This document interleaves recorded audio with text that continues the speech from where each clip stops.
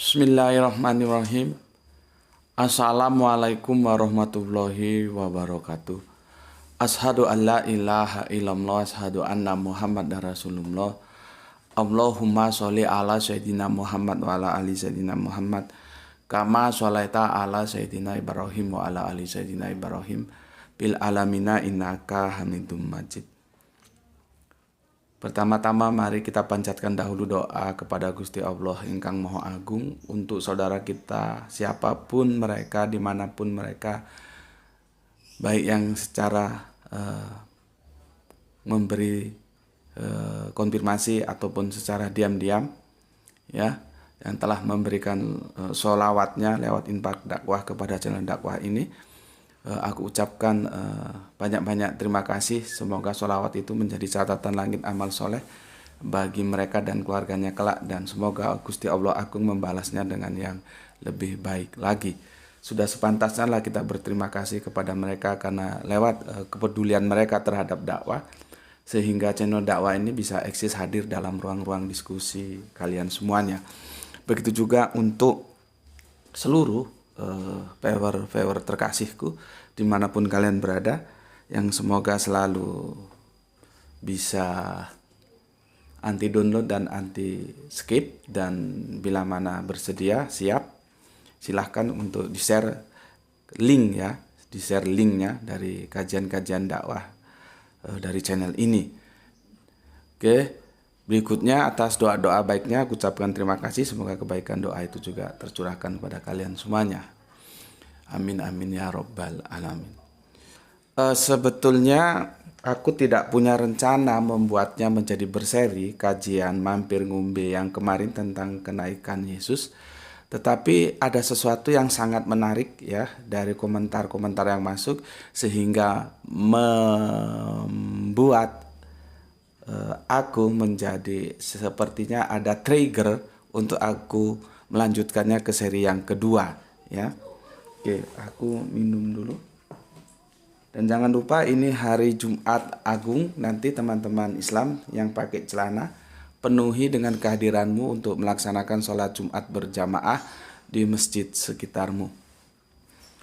Bismillahirrahmanirrahim.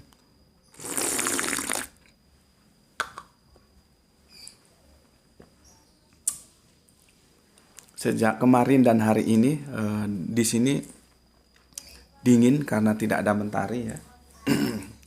Cuaca mendung. Fenomena yang menarik tuh begini. Kita bicara dulu. yang santai-santai dulu. Fenomena menarik itu begini. Kalau kita lihat dalam perspektif Yahudi, Nasrani yang kemudian menjadi Kristen dan Islam, ya, sebagai penutupnya, sebagai penyempurna dari semua Abrahamic faith, ya. Itu kalau kita bicara ada orang naik ke surga atau naik ke langit sana atau kemana lah, ya, itu sebetulnya bukan sesuatu yang aneh, ya. Dalam perspektif Yahudi ada Henok, ada Elia. Dalam perspektif Nasrani yang kemudian menjadi Kristen ada Yesus atau Isa Al-Masih, yang aku nggak tahu apakah itu serius atau masih berupa wacana, nggak tahu lagi aku, ya. Ada keinginan teman-teman Kristen untuk merubah jangan kenaikan Isa Al-Masih tapi kenaikan Yesus Kristus, karena mereka tidak bisa memberikan sanggahan, ya. Kalau memang Yesus itu bukan Isa, buktinya di tanggalan itu, ya, kenaikan Isa Al-Masih ya nggak usah diperingati gitu. Sepertinya untuk mensiasati itu ada yang mengusulkan, ya sudah di kalender ditulis saja Yesus jangan Isa. Sepertinya seperti itu, tapi nggak tahu apakah akan terrealisasi, apakah itu sebuah wacana yang masih dilemparkan, ya. Sama seperti dulu kan kalender itu pakainya Ahad bukan Minggu. Namun dengan sebuah kekuatan dan tujuan tertentu terhapuslah kata atau diksi Ahad menjadi Minggu seperti yang kita kenal sekarang, sehingga anak-anak kita tidak tahu dulu itu Ahad bukan Minggu, ya. Artinya fenomena sekarang yang dilepas untuk menggantikan atau merubah, ya, dari Isa ke Yesus di kalender-kalender itu bukan sesuatu yang tidak mungkin terjadi, mungkin gitu loh. Yang menjadi pertanyaan, kenapa sih suka merubah-rubah? Kan begitu. Apa masih kurang puas merubah yang lalu-lalu gitu ya? Merubah yang lalu-lalu itu merubah kitab suci maksudnya. Apa masih kurang puas? Harus merubah kalender segala. Ya itu wacana biarlah bergulir ya. Mereka juga punya hak untuk menentukan sikap dan kita apresiasi saja. Oke, dari 3 tokoh tadi ada Henok, ada Elia, ada Yesus atau Kanjeng Nabi Isa, ada Kanjeng Nabi Muhammad. Ini ketiga agama yang bermuara ya, bermuara kepada Islam sebagai penyempurna penutupnya ya. Ya tentunya teman-teman Kristen tidak terima kalau aku bilang Islam itu sebagai penerima atau penutup dari Abrahamic Faith ya. Ya silakan saja lah ya. Karena aku memahami abrogasinya seperti itu. Jadi Yahudi, Nasrani yang kemudian menjadi Kristen dan Islam itu tidak terputus sama sekali. Tidak seperti misalkan Yahudi dengan katakanlah Buddha gitu ya. Itu sejarahnya sulit kita cari. Ya, oke. Maka abrogasi itu dimulai dari cikal bakal milata Abraham sampai nanti ditutup di Islam gitu loh maksudku. Ya. Oke. Dan ini semua kan ada cerita orang naik ke langit ke surga sana. Ya. Aku belum ketemu dengan teman Yahudi karena komunitasnya nggak ada. Aku teman-teman Kristen. Tentunya tidak semua ya. Tentunya ada. Mereka merasa aneh dengan peristiwa membelah bulan, peristiwa Mi'raj ya. Ada orang naik ke langit, ada orang membelah bulan, mereka heran dan menolak itu. Tetapi mereka menerima ketika Yesus naik ke surga. kan menjadi tanda tanya. Kenapa ketika Kanjeng Nabi Muhammad ya dalam peristiwa Mi'raj naik yang katanya ke surga sana, ke langit sana, dia tolak, tapi dengan serta-merta ketika Yesus atau yang kita sebutkan di Nabi Isa naik ke langit ya, ke surga sana, paradise, yang dalam keimanan mereka ya mempersiapkan tempat di surga, nanti turun lagi menjemput mereka ke surga ya. Dalam kredo-kredo keimanannya kan seperti itu. Mereka terima dengan serta-merta. kan ini sama-sama dua hal yang tidak bisa dinalar. Dia melampaui atau transrasional kalau memang terjadi begitu. Aku sudah jelaskan, kitab suci itu bukan kitab sejarah. Apakah semua akan kita terima secara faktual? Oh, memang terjadi begitu. kan itu sesuatu yang harus kita cermati. Kitab suci itu ada sejarahnya, tapi dia bukan kitab sejarah. Kitab suci itu ada informasi sainsnya, tapi dia bukan kitab sains. Itu yang dari teman-teman Kristen, teman-teman Islam itu banyak yang lose control ketika memahami kitab suci. Jadi seolah-olah semua itu historical dan harus diterima sebagai sebuah yang faktual. Ya belum tentu. Ya. Dan teman-teman Kristen silahkan lihat bagaimana cara pandangku tentang Mi'raj. Aku tidak seperti Islam mainstream. Mi'raj itu naik ke langit sana, nanti turun lagi, naik lagi, turun lagi, minta diskon sholat dari 50 menjadi 5. Oh, enggak begitu. Tapi aku tetap menghargai teman-teman Islamku, saudara Islamku yang mempunyai pandangan seperti itu, ya sudahlah. Nah, aku sudah menawarkan pemikiran yang baru, videonya sudah ada, dilihat sana, tentang apakah Isra atau Mi'raj itu seperti yang kita bayangkan gitu. Videonya sudah ada. Jadi jangan kamu kira aku itu menerima itu sebagai yang faktual, historikal. Jadi Yesus pun begitu. Apakah Yesus itu benar-benar naik ke surga sana? Kan kita harus, sesuatu itu ditulis dengan tujuan tertentu, dan untuk apa dia ditulis itu harus dipahami dulu. Aku berkali-kali ngomong sama teman-teman Islamku, apakah proses, aku ulangi lagi nih, kemarin aku sudah sampaikan. Proses peristiwa Nabi Khidir ada yang bilang nabi, ada yang bilang bukan ya. Ya sudah Khidir gitu aja lah ya. Dengan Kanjeng Nabi Musa, apakah itu faktual? Karena apapun katanya, membunuh anak kecil, membunuh orang itu tetap aja dosa. Kan ini pernah diskusi berat tentang peristiwa Nabi Khidir dan Nabi Musa ini. Ketika aku ada di Bali, aku berhadapan dengan sekian banyak orang dan aku hanya berdua. Kami berdua mengatakan itu adalah sebuah pembelajaran. Allah mengajari kita lewat perumpamaan. Jangan lu pikir tuh itu faktual terjadi. Karena kalau faktual terjadi, yang namanya membunuh itu tetap aja nggak boleh. Kalau anak kecil itu nanti, kan itu masih nanti kejahatannya. Masa mau dibunuh sekarang? Jadi aku itu berusaha untuk fair, mendudukkan kedua agama ini dalam meja diskusi yang sama.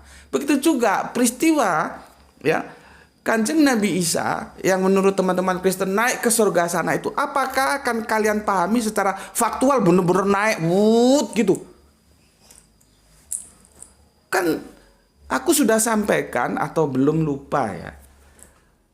Itu ada beban psikologis sehingga cerita itu ditulis. Supaya beban psikologis yang ditanggung oleh pengikut-pengikut Yesus itu berkurang. Mereka tidak patah semangat. Oh enggak, dia naik ke surga nanti turun lagi. Bayangkan seorang tokoh yang punya pengikut yang tidak begitu kuat dalam himpitan dua kekuatan Yahudi dan Romawi, tiba-tiba tokohnya digebuki dan mati. Apa enggak down itu pengikutnya? Gitu loh. Apa enggak down itu pengikutnya? Supaya pengikutnya enggak down, dibikinlah kisah ini untuk mengembalikan semangat. Oh enggak. Dia sudah bangkit nanti hidup lagi dan sudah naik ke surga, nanti turun lagi menjemput kita ke surga. Itu supaya semangat para pengikutnya itu tidak patah, gitu loh. Jangan kamu pahami secara faktual, historikal itu terjadi sebenarnya. Enggak ada ceritanya orang naik ke sana itu, enggak ada. Mau Henok, mau Elia, mau Kanjeng Nabi Isa, mau Kanjeng Nabi Muhammad, tidak pernah naik ke surga. Karena itu nanti, itu namanya fiction. Bukan fiksi loh ya, fiction. Peristiwanya itu nanti, kita belum tiba ke sana. Jadi jangan dibayangkan itu faktual terjadi, gitu loh. Ya, yang repotnya peristiwa Kanjeng Nabi Isa yang kalian sebut Yesus naik ke surga sana, diangkat sana. Ya, dan nanti mau turun, itu mengkontaminasi dalam pemikiran Islam dan akhirnya Islam terbelah menjadi dua. Dan aku pada posisi yang menolak Kanjeng Nabi Isa turun lagi. Videonya ada 11 seri, tonton itu. Sehingga nanti kita tahu Dajjal itu kata benda atau kata sifat. Dajjal nggak perlu ditunggu nanti, sekarang Dajjal sudah banyak kok, ditunggu nanti. Ya, oke, pahami dulu ini kerangka berpikirku ini ya. Kamu yang Islam, kamu yang Kristen, pahami. Karena ini untuk ngaji bareng bersama. Supaya kita itu tidak terbuai oleh dongeng-dongeng yang ada. Beragama itu pakai otak rasional yang bekerja. Oke, itu introduction pertama. Sekarang aku kasih komentar. Ini aku berpacu dengan waktu karena Gra itu mau berangkat sekolah ini. Ya. Banyak komentar yang masuk yang sangat menarik dari Pak dosen kita, Bapak AM ini yang aku komentari, meskipun dari saudara kita yang lainnya masih banyak, terutama dari teman saudara Kristen kita Mas DR, tapi Anda out of topic. Jadi aku tidak tertarik untuk mendiskusikannya, dan itu teman-teman lain sudah melayani Anda diskusi. Aku kira sudah cukup bagus dan aku ucapkan terima kasih kepada peor terkasihku telah mendampingi Kang Mas DR untuk diskusi ya. Karena Anda mengatakan ketika firman Allah keluar dari Allah dan muncul ke dunia menjadi manusia, Yesus apakah pada saat yang sama firman Allah tidak bersama dengan Allah? Ini ya, jadi aku tidak menghasilkan trigger untuk aku membahasnya. Tapi ya syukurlah itu teman-teman sudah melayani kalian atau kalian sudah berdiskusi, maksudku ya, teman-teman sudah meluangkan waktu untuk menemani Mas DR untuk berdiskusi ya. Kalau aku disuruh komentar ya komentarku sedikit saja. Bisa nggak membedakan antara firman Allah dan Allah. Yang jadi repot ketika firman Allah dianggap Allah, itu masalah. Di situ saja sudah masalahnya sudah nampak. Nggak usah harus di breakdown lagi untuk apa. Statistik itu kalau atas, aku dosen statistik, kalau dia menghitung atas sudah salah, yang bawah itu nggak perlu aku lihat, langsung coret aja. Karena sudah pasti salah. Begitu juga ini, ketika kita tidak bisa memposisikan firman Allah dan Allah, terus firman Allah dianggap Allah, itu masalah dan itu salah. Tinggal coret aja, ngapain dihabisin. Kalau masalah monolog atau dialog itu, ya aku kan punya kelas dong. Aku mau dialog tapi di forum resmi dan itu di darat. Aku berhak dong menentukan kelasku. Tidak semua ajakan-ajakan aku penuhi. Banyak yang ngajak aku dialog, banyak, tapi tidak semuanya aku layani. Gitu loh ya. Jadi tolong ini dipahami gitu. Oke, maaf Mas DR, Anda aku kasih komentar sekilas saja karena Anda oot ya. Topiknya nggak nyambung ya. Topik yang sangat nyambung itu adalah dosen kita dari Tanah Karo ya, dosen bahasa Yunani ya, Kang Mas. Sebentar ya. Sebentar, ini kalau dihimpit waktu ya gini aku ya. Mas AGM ya, Mas AGM. Begini, peristiwa dalam Matius 28:16 adalah perjumpaan Yesus dan murid-muridnya di awal kebangkitannya, dan itu memang terjadi di Galilea. Matius 28:16 dan ke-11 murid itu berangkat ke Galilea, ke bukit yang telah ditunjukkan Yesus kepada mereka. Setelah itu Yesus masih bersama-sama dengan murid-muridnya selama 40 hari lagi. Jadi peristiwa kenaikan Yesus ke surga dalam Lukas 24:50 terjadi di Betani yang ada di seputaran Bukit Zaitun. Ya. Dalam kisah Rasul 1:11, murid-murid Yesus disapa dengan sebutan orang-orang Galilea, bukan menunjukkan bahwa tempat itu bernama Galilea.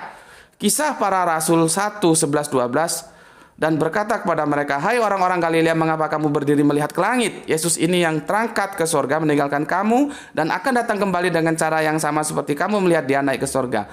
Maka kembalilah rasul-rasul itu ke Yerusalem dari bukit yang disebut Bukit Zaitun, yang hanya perjalanannya sabat jauhnya dari Yerusalem. Oke, itu pernyataan dari Bapak dosen kita Kang Mas AGMTH. Intinya dari semua yang dia sampaikan itu dia mengkritik ketika aku menggunakan Matius 28:16 karena aku ingin membidik Galileanya. Ya, pahami ya, di situ kerangka berpikir dasarnya Pak dosen kita itu di situ ya. Maka aku coba untuk menjelaskan. Begini Pak dosen, ya. Pertama aku kasih tahu dulu kalian bahwa sebetulnya kalau memang pertemuan itu di Bukit Zaitun itu di mana? Masih debat lagi, apakah dia termasuk Yerusalem atau di Betani? Lihat peta itu. Itu debat lagi, ya. Apakah di Betani atau di Yerusalem? Meskipun jaraknya tidak jauh, memang benar tidak jauh. Kita lihat peta, dia tidak signifikan jauhnya seperti antara Betani dan Galilea utara selatan, ya. Tuh, itu yang pertama harus dipahami. Yang dipahami kedua, itu rekam jejak video kemarin silakan putar. Aku mengatakan begini. Aku sudah tunjukkan bahwa peristiwa Lukas yang katakannya Lukas naik ke surga ya. Lukas naik ke surga sebentar. Lukas naik ke surga.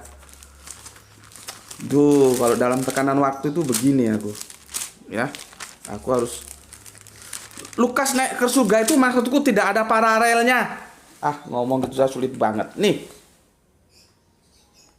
Ya, paralelisasinya nggak ada. Kenaikan Lukas menuliskan kenaikan Yesus ke surga tidak. Di sini lihat ini. Matius tidak, Markus tidak, Yohanes tidak. Tidak ada paralelisasinya. Baru nanti adanya itu di kisah para rasul. Nah ini, Yesus terangkat ke surga. Ya, jadi artinya bahwa peristiwa itu dalam Injil, dalam Injil itu kisah Yesus ya, kemarin sudah aku jelaskan di kajian utama. Matius bungkam, Markus bungkam, Yohanes tambah gak ngomong sama sekali, hanya Lukas. Maka di sini paralelisasinya tidak ada. Yang jadi masalah, peristiwa sepenting itu yang menjadi pijakan kredo itu keimanan, kok tidak tercatat ya, kecuali oleh Lukas. Itu kan menjadi sebuah pertanyaan kita. Akhirnya, benarkah peristiwa ini terjadi? Itu loh, maka aku tadi katakan di awal-awal, jangan kamu anggap semua yang tercatat dalam kitab suci itu historikal faktual. Karena Allah, YHWH, itu juga terkadang mengajarkan kita lewat perumpamaan. Salahnya kalian kan di sana.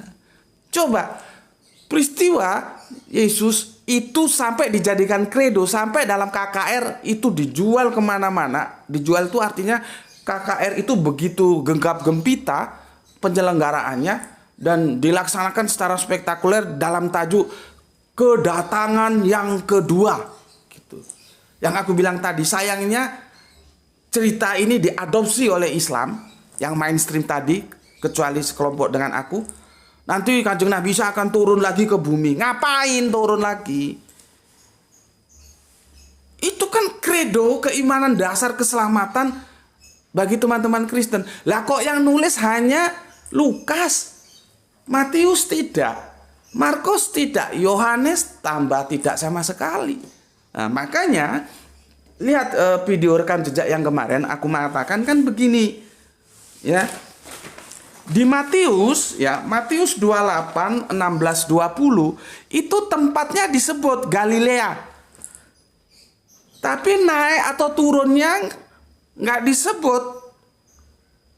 Ya, maka kalau Pak dosen mengatakan itu pertemuan dengan murid-murid di Galilea setelah kebangkitan, oke.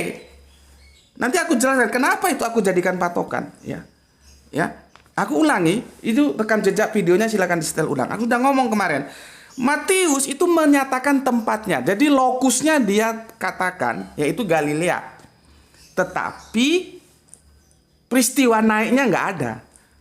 Berbanding terbalik dengan Markus di 16-19, Yesus naik ke surga. Ya, dan duduk di sebelah kanan Bapa. Masalahnya lokusnya nggak ada. Di mana peristiwa itu terjadi tidak ada penjelasannya. Jadi ini saling berseberangan. Aku ulangi, Matius menunjukkan tempat Galilea tapi tidak menunjukkan tempat Bentar, aku minum dulu. Bismillahirrahmanirrahim.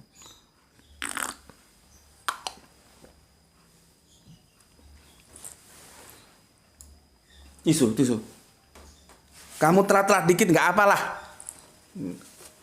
Bapaknya masih perlu ini.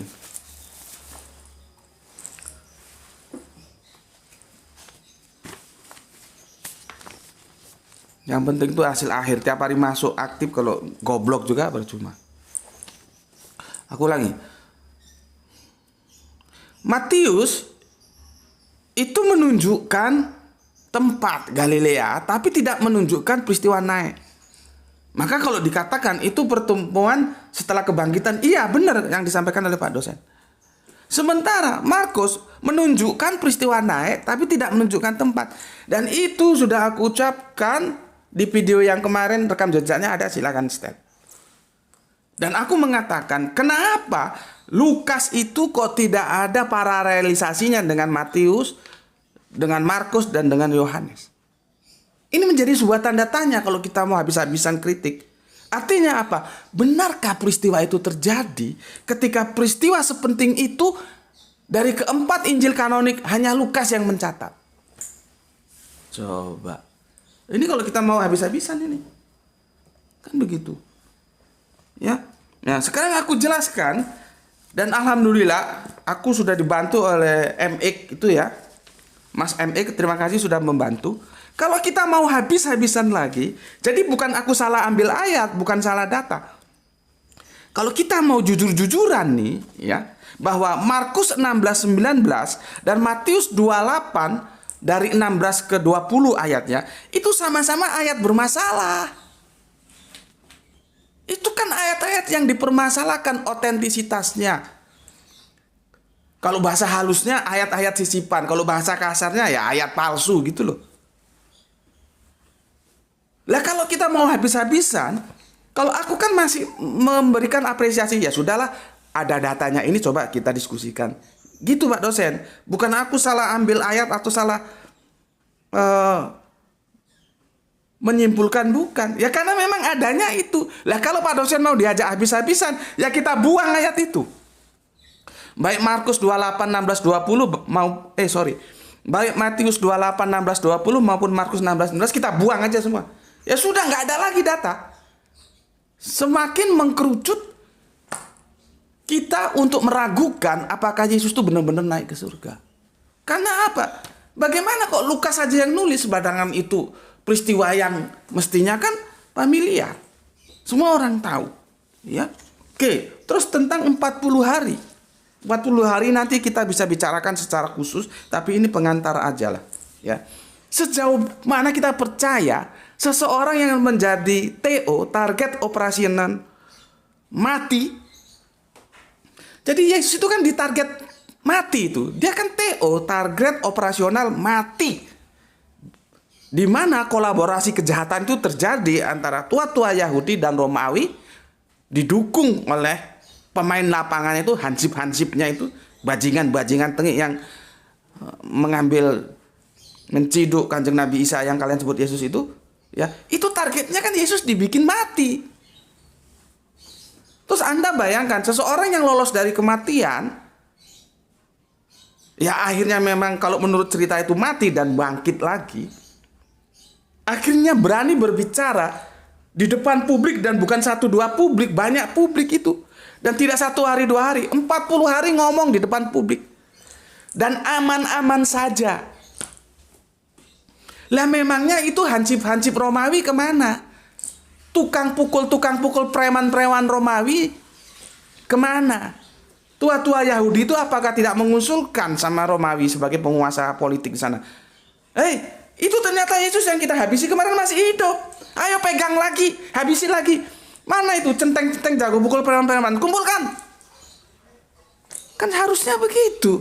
Tapi kan ini tidak, aman-aman saja. 40 hari berbicara di depan publik. Seseorang yang menjadi target operasional aman-aman saja, tidak dipegang dan tidak dibikin mampus lagi. Itu sebuah tanda tanya yang besar, Mas. Ya. Oke, sekarang aku kasih alasan. Kenapa Matius 28, 16, 20 aku jadikan sebagai pijakan berpikir.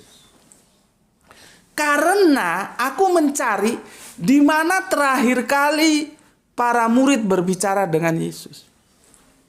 Kerangka berpikirnya di sana. Di mana tempat terakhir kali Yesus masih berkomunikasi dengan manusia di bumi itu di mana?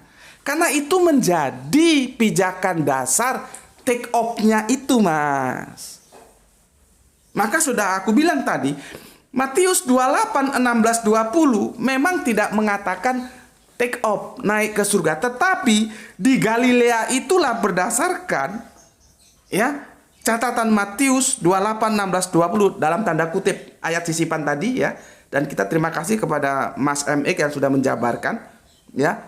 Itu kan sisipan kemudian, ya. Silakan baca di komentarnya. Ya. Jadi Yesus berkomunikasi terakhir kepada muridnya di Galilea. Dan aku sudah bilang, Galileanya ada, naiknya memang tidak ada. Tetapi itu menunjukkan terakhir kali Yesus berkomunikasi dengan para muridnya di Galilea. Maka dia disimpulkan menjadi tempat take off. Terlepas dari yang 40 hari tadi sudah aku jelaskan. Itu nanti kita bicarakan tersendiri. Ya, karena apa? Apa yang mungkin? Yesus naik lagi. Seret, terus turun lagi, ngomong lagi, kan tidak mungkin, tidak mungkin. Makanya sebetulnya cara gampang kita mencari Benar nggak Yesus itu naik ke surga? Take off-nya itu kita lihat. Di mana Matius, Markus, Lukas, dan Yohanes menceritakan Yesus terakhir kali di bumi itu ada di lokusnya di mana? Kalau lokusnya tidak sama berarti bermasalah, dan memang bermasalah. Jadi di sana dasarnya kenapa aku menggunakan Matius 28, 16, 20. Meskipun itu ayat sisipan. Seperti halnya Markus 16, 19. Ayat sisipan juga.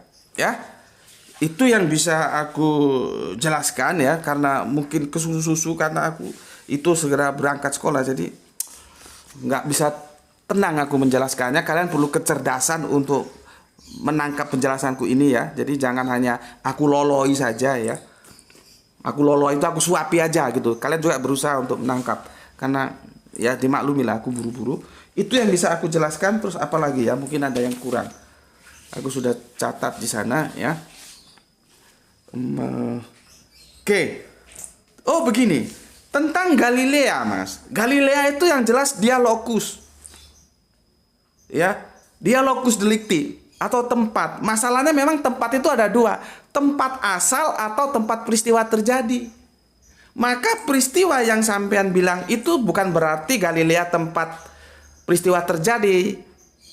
Tapi itu orang-orang Galilea, berarti orang yang berasal dari Galilea. Iya kan? Aku ulangi lagi supaya jelas. Locus delicti itu bisa bermakna dua. Pertama, tempat asal. Yang kedua, tempat peristiwa terjadi. Misalkan begini, ketika Kang Mas dulu mungkin studi di Jawa, Kang Mas sedang berkumpul dengan teman-teman yang dari satu daerah. Aku ngomong gini, itu orang Batak ngapain rame-rame di situ? Itu orang Batak, ngapain rame-rame di situ? Batak ya, itu memang bisa menjadi dua pengertian. Pertama, peristiwa itu terjadi di tanah Batak. Tapi bisa seperti yang tadi. Itu menunjukkan bahwa Batak itu tempat asalnya orang-orang itu. Orang-orang itu adalah orang dari Batak, gitu loh. Paham ya di sini ya?